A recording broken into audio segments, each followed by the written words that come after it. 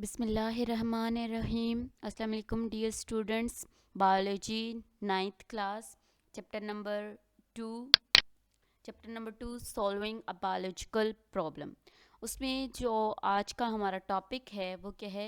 Study of malaria, an example of biological method.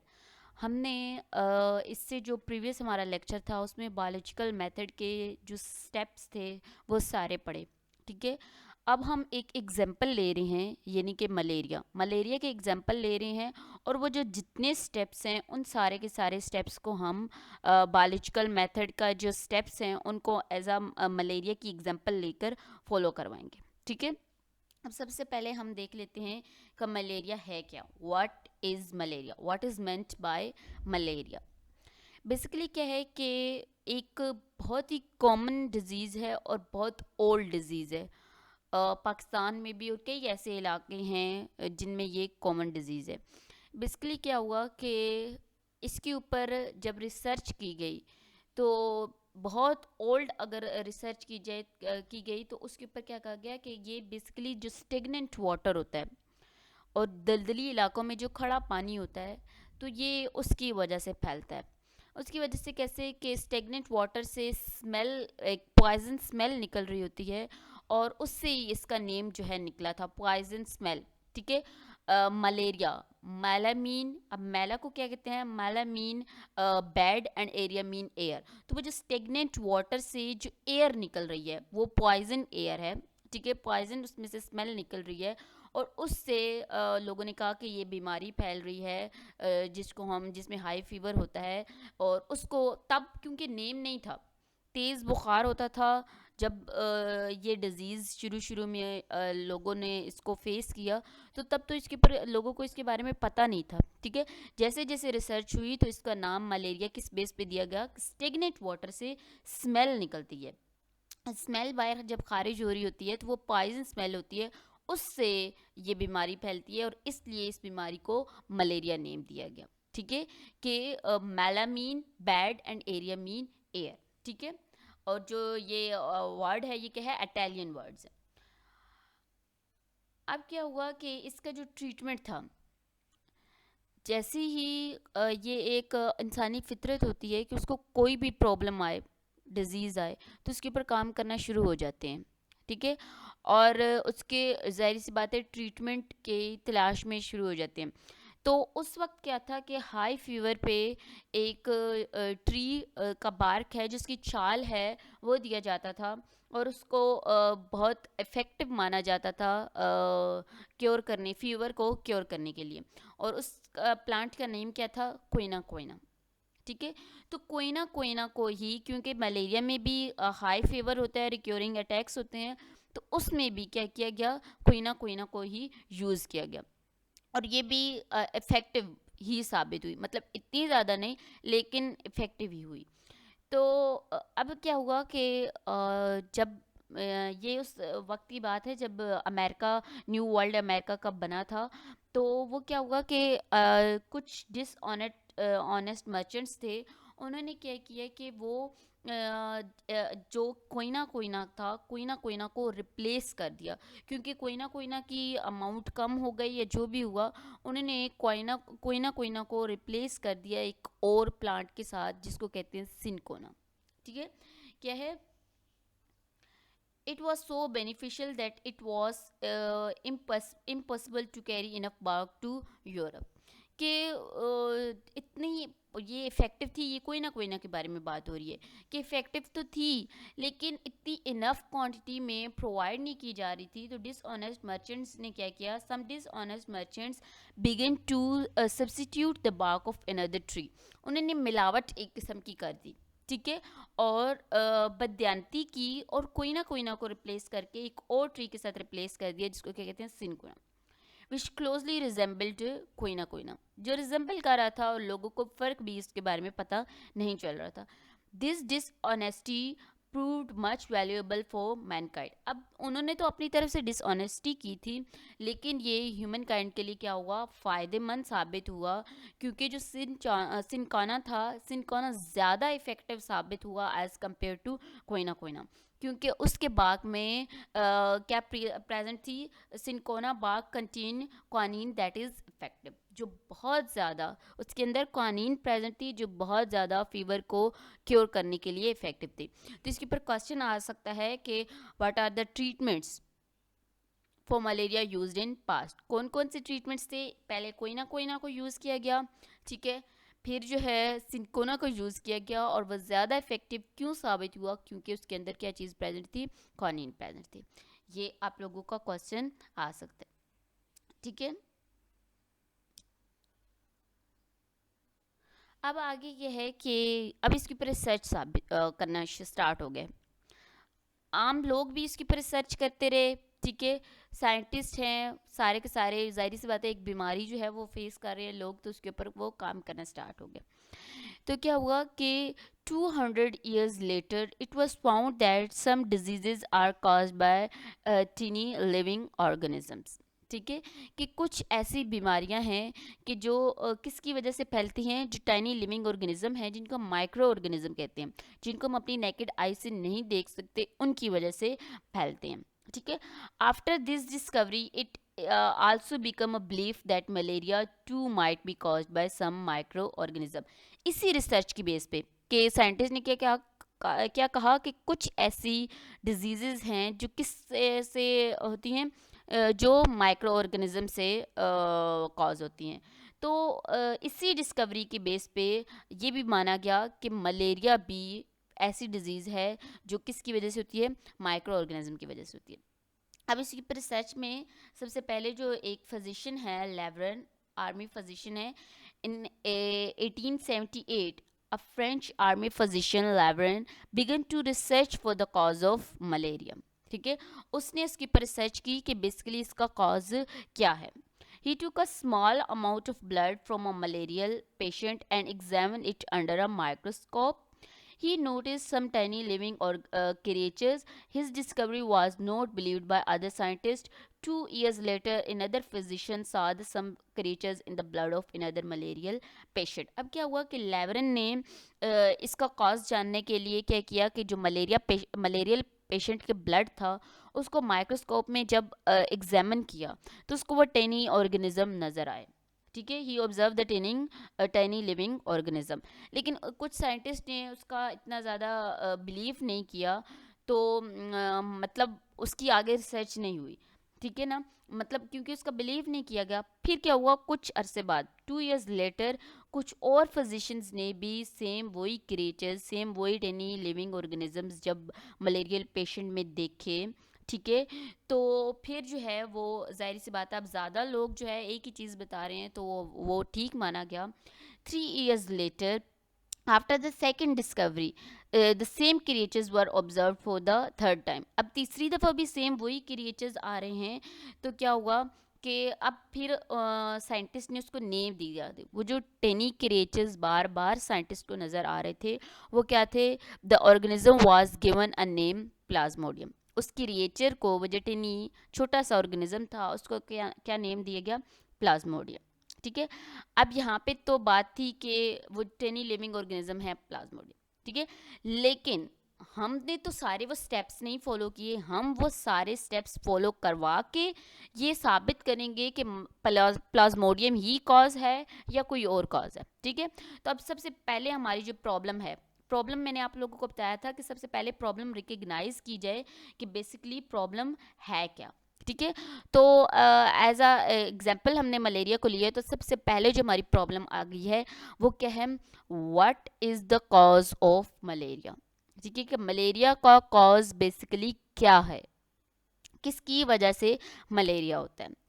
तो अब इसके ऊपर प्रॉब्लम आ गई है, प्रॉब्लम के बाद हमने क्या स्टार्ट करना है, ऑब्जर्वेशन।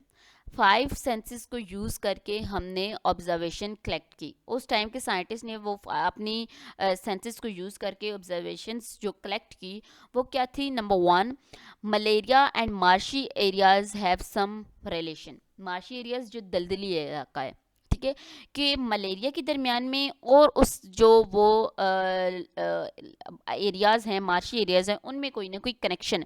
ये नहीं कहा कि सिर्फ और सिर्फ जो मार्शी एरियाज़ हैं वहीं से ही मलेरिया फैल रहा है, उधर उनके ही लोगों में है, ऐसा नहीं कहा गया, लेकिन दोनों में आपस में कोई ना कोई कनेक्शन है। सेकंड इसकी जो ऑब्जर्वेशन थी वो क्या थी, जैसे कि लोगों को वो दी गई सिनकोना जिसके अंदर क्वानीन प्रेजेंट थी और लोग उससे ठीक हुए, तो क्या डिक्लेयर किया गया, क्या ऑब्जर्वेशन की गई कि quinine is an effective drug for treating malaria. ठीक है, एक इफेक्टिव ड्रग है मलेरिया को ट्रीट करने के लिए।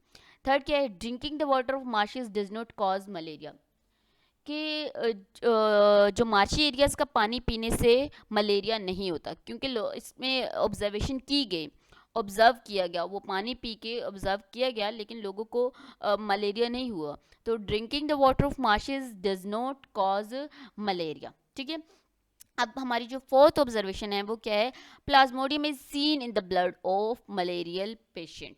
जो मलेरियल पेशेंट है उसके ब्लड में, जैसे लेवरिन ने किया, लेवरिन के बाद और कुछ फिजिशियंस ने देखा तो वो क्रिएचर उनको मिला जिसको नेम क्या दिया गया, प्लाज्मोडियम। तो प्लाज्मोडियम प्रेजेंट है किसके दरमियान में, is in seen in the blood of malarial patient. ठीक है, अब इन्हीं ऑब्जर्वेशन से हमने क्या करना होता है, हम हाइपोथेसिस अपना क्रिएट करते हैं। आप लोगों को पता है hypothesis is the assume solution of a biological problem. हमारी प्रॉब्लम क्या थी, what is the cause of malaria. तो अब हमने अपनी ऑब्जर्वेशन को, साइंटिस्ट ने अपनी ऑब्जर्वेशन को मद्देनजर रखते हुए क्या किया, हाइपोथेसिस बनाया। ठीक है, हाइपोथेसिस उन्होंने क्या बना दिया, Plasmodium is the cause of malaria. सारी ऑब्जर्वेशंस को सामने रख के जो उन्होंने हाइपोथेसिस बनाया वो क्या कहा कि प्लाज्मोडियम मलेरिया का कॉज है। ये उन्होंने फ़र्ज़ किए, अभी उन्होंने प्रूफ नहीं किया, अभी प्रूफ करना बाकी है। ठीक है, एक्सपेरिमेंट से एक्सपेरिमेंट कंडक्ट करेंगे, उससे बाकी है। अब जो ये हाइपोथेसिस है, हमने आपको पहले भी मैंने वीडियो में बताया था बायोलॉजिकल स्टेप्स में, जो हाइपोथेसिस आया था इसमें क्या कहा था कि हमारा हाइपोथेसिस गलत या सही हो सकता है, लेकिन जो हाइपोथेसिस है वो ऑब्जर्वेशन के साथ एग्री करना चाहिए। ठीक है, तो ऑब्जर्वेशन में हमने ये कहा है कि Plasmodium is seen in the blood of malarial patient, तो उसी की मदद से हमने हाइपोथेसिस क्या बनाया, साइंटिस्ट ने हाइपोथेसिस क्या बनाया, हमने, मैं बार बार वर्ड यूज़ किए कर रही हूँ कि वो भी लोग थे जिनको प्रॉब्लम थी। ठीक है, तो वो साइंटिस्ट ने क्या हाइपोथेसिस बनाया, Plasmodium is the cause of malaria. ठीक है, अब क्या है, हम इसी हाइपोथेसिस से नेक्स्ट क्या बनाएंगे, डिडक्शंस। ठीक है, अब डिडक्शंस क्या हैं, हमने क्या कहा था कि जिसमें इफ़ और देन का इस्तेमाल करते, अगर प्लाज्मोडियम ही कॉज है तो जितने मलेरियल पेशेंट हैं उनके ब्लड के अंदर क्या होना चाहिए, उनके ब्लड के अंदर प्लाज्मोडियम प्रेजेंट होना चाहिए। इफ़, ये हमारी डिडक्शंस है, if Plasmodium is the cause of malaria. ठीक है, कि अगर प्लाज्मोडियम मलेरिया का कॉज है, देन तो फिर all person ill with malaria should have plasmodium in their blood। अगर कॉज है प्लाज्मोडियम इसका, तो सारे के सारे जो हैं, क्या कहते हैं, पर्सन हैं, इल पर्सन है जिनको मलेरिया है, उनके ब्लड में क्या होना चाहिए, प्लाज्मोडियम होना चाहिए। ठीक है, अब हमारा जो सबसे इम्पोर्टेंट स्टेप है बायोलॉजिकल मेथड का वो क्या है, एक्सपेरिमेंट कंडक्ट किए गए। एक्सपेरिमेंट कंडक्ट करने के लिए क्या किया गया, 100% लिए गए। ठीक है, 100 मलेरियल पेशेंट लिए गए और उनके ब्लड ग्रुप को एग्जामिन किया गया अंडर द माइक्रोस्कोप। ठीक है, अब ये जो 100 लोग हैं मलेरियल पेशेंट, ये हमारा एक्सपेरिमेंटल ग्रुप है और इसको हमने कंपेयर किया कंट्रोल ग्रुप के साथ जिसमें हमने 100 हेल्दी पर्सनस लिए। ठीक है, blood of 100 malarial patient was examined under microscope. For the purpose of having control group, the blood of healthy person was also examined under microscope. Experimentations में मैंने आप लोगों को बताया था कि दो ग्रुप बनाए जाते हैं, एक को कहते हैं एक्सपेरिमेंटल ग्रुप और एक को कहते हैं कंट्रोल ग्रुप। ठीक है, एक्सपेरिमेंटल ग्रुप जिसको हमने एग्जामिन करना है और एक्सपेरिमेंटल ग्रुप के साथ जिसको कंपेयर करना है, ठीक है, वो कौन सा है, कंट्रोल ग्रुप। अब क्या किया गया, एक्सपेरिमेंटल ग्रुप में हमने मलेरियल पेशेंट को के ब्लड को एग्जामिन किया और कंट्रोल ग्रुप में हमने हेल्दी पर्सन के ब्लड को एग्जामिन किया। ठीक है, अब क्या किया गया कि इससे जो रिज़ल्ट निकला, साइंटिस्ट के पास जो रिज़ल्ट निकला उसमें क्या हुआ कि जितने 100 पेशेंट लिए गए थे मलेरिया के, उन सारे के सारे जो पेशेंट्स थे उनके ब्लड में प्लाज्मोडियम मौजूद था। तो ये तो साबित हो गया, yes Plasmodium is the cause of malaria, क्योंकि सारे जितने मलेरियल पेशेंट थे उन सब के ब्लड में क्या चीज़ थी, उन सब के ब्लड में प्रेजेंट था प्लाज्मोडियम। लेकिन यहाँ पे एक हैरान कुन बात ये थी कि जो हमने कंट्रोल ग्रुप में हेल्दी लोग लिए थे, ठीक है, 100 हेल्दी लोग साइंटिस्ट ने लिए थे, उनमें से 7 के ब्लड में भी प्लाज्मोडियम मौजूद था। तो वो तो हेल्दी थे, तो ये क्या रीज़न है उनके ब्लड में प्लाज्मोडियम क्यों मौजूद हो। तो इससे क्या निकाला गया कि ये उनके ब्लड में प्लाज्मोडियम सीन हो रहा है, ये भी उनका इंक्यूबेशन पीरियड चल रहा है। इंक्यूबेशन पीरियड क्या होता है कि एक ह्यूमन बॉडी के ब्लड में वो प्लाज्मोडियम इंटर हो चुका होता है, लेकिन उसने अभी अपनी कैरेक्टरिस्टिक्स जाहिर नहीं की, ठीक है, अभी तक वो एक किस्म का छुपा हुआ है और अपना छुपे हुए अपना काम कर रहा है, जाहिर नहीं होगा, ठीक है, और वो अभी इंट्री है, अभी वो इंटर हुआ है होस्ट की बॉडी में। तो इस और अभी उसने इतनी कुछ खास सिम्टम्स भी शो नहीं की, तो इसको हम क्या कहते हैं, इंक्यूबेशन पीरियड, ठीक है। So the result of the experiments showed that almost all malarial patient and had plasmodium in their blood, while 7 out of 100 healthy person also had a plasmodium in their blood. Now we know that plasmodium in the blood of healthy people was in incubation period. किस period में incubation period में आ सकता है कि what is incubation period? Incubation period वो होता है कि अभी entry हुई है, ठीक है, किसी भी पैरासाइट की ह्यूमन बॉडी में एंट्री हुई है, तो इस पीरियड को हम क्या कहते हैं, incubation period. The period between the entry of parasite in the host and the appearance of symptoms, अभी सिम्टम्स शो नहीं हुई होने वाली हैं, तो इसको हम क्या कहते हैं, इंक्यूबेशन पीरियड कहते हैं, ठीक है। अब इस एक्सपेरिमेंट से हमारा जो रिजल्ट निकला वो क्या है कि यस, मतलब हमारा जो हाइपोथेसिस है वो ट्रू है, ठीक है, yes malaria is the cause, Plasmodium is the cause of malaria.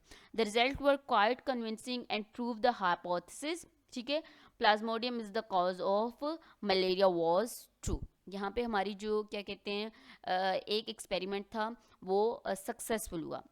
अब इसके बाद जो है वो नेक्स्ट प्रॉब्लम है कि how plasmodium gets into the blood of man, कि प्लाज्मोडियम तो हो गया कि प्लाज्मोडियम ही कॉज है मलेरिया का, लेकिन प्लाज्मोडियम ह्यूमन बॉडी की बॉडी में इंटर कैसे होता है, ये क्वेश्चन है। ये हमारी नेक्स्ट प्रॉब्लम होगी, ये मैं नेक्स्ट लेक्चर में आप लोगों के साथ शेयर करूंगी, ठीक है। अभी इसी को जो ये मैंने किया है इसकी एक समरी दे देती हूँ, शॉर्ट सी समरी, ताकि आप लोगों को सही अच्छी तरह अगेन समझ आ जाए। हम एक मलेरिया एज ए एग्जाम्पल को डिस्कस कर रहे हैं, उसके ऊपर सारे वो जो स्टेप्स हैं बायोलॉजिकल मेथड के उसको हमने फॉलो करवाया। सबसे पहले जो हमारी प्रॉब्लम थी वो क्या था कि जिसकी वजह से हम सारा ये कर रहे हैं, what is the cause of malaria, कि मलेरिया किसकी वजह से होता है, ठीक है। उसके ऊपर ऑब्जर्वेशंस जब कलेक्ट हुई, ऑब्जर्वेशंस में हमारे पास आया कि मार्शी एरियाज़ के साथ कनेक्शन है, क्वानिन इफेक्टिव ड्रग है, और जो दलदली इलाकों का जो मार्शियस एरिया का पानी पीने से मलेरिया नहीं होता, और जो क्या कहते हैं प्लाज्मोडियम है उसको सीन किया गया in the blood of malarial patient. उससे हमने हाइपोथेसिस साइंटिस्ट ने क्या बना लिया कि Plasmodium is the cause of malaria. फिर डिडक्शन ये निकाली गई कि अगर प्लाज्मोडियम इसका कॉज है तो जितने मलेरियल पेशेंट हैं उन सब के ब्लड में प्लाज्मोडियम होना चाहिए। फिर एक्सपेरिमेंट में एक एक्सपेरिमेंटल ग्रुप बनाया गया, एक कंट्रोल ग्रुप। एक्सपेरिमेंटल ग्रुप में 100 मलेरियल पेशेंट का ब्लड को एग्जामिन किया गया, और कंट्रोल ग्रुप में 100 हेल्दी लोगों के ब्लड को एग्जामिन किया गया। रिजल्ट में ये आया कि जितने इल पर्सन थे, मलेरियल पेशेंट थे, उन सब के ब्लड में मलेरिया मौजूद था। तो मतलब हमारा हाइपोथेसिस, साइंटिस्ट का हाइपोथेसिस ट्रू था, yes malaria is the cause of Plasmodium is the cause of malaria. Second ये हैरान थोड़ी बात मिली कि जो हेल्दी पर्सन है, 100 हेल्दी पर्सन, उसमें से 7 लोगों के ब्लड में भी प्लाज्मोडियम मौजूद था। इसका मतलब ये है कि वो अभी तक उसने उसको क्या किया कि अभी एंट्री हुई है और अभी वो टाइम है कि वो अपनी शो करेगा, लेकिन क्या कहते हैं सिम्टम्स, लेकिन अभी तक उसने शो नहीं की। इस पीरियड को हम क्या कहते हैं, इंक्यूबेशन पीरियड। और इसमें हमारा रिजल्ट क्या निकला कि yes Plasmodium is the cause of malaria. फिर नेक्स्ट हम प्रॉब्लम हम शेयर वो क्या कहते हैं उसके ऊपर काम करेंगे, वीडियो मैं उसके ऊपर बनाऊंगी, लेक्चर दूंगी। वो कौन सी है, हाउ क्या how plasmodium gets into the blood of man. ठीक है, कि प्लाज्मोडियम कैसे ह्यूमन बॉडी के अंदर इंटर होता है। सही है, तो ये आप लोगों का वीडियो था। अगर आप लोगों को ये फ़ायदा दे रही है तो काइंडली इसको लाइक कर दें और अपने फ्रेंड्स के साथ, जो जितने स्टूडेंट्स हैं उनके साथ शेयर करें, और subscribe my channel. Thank you.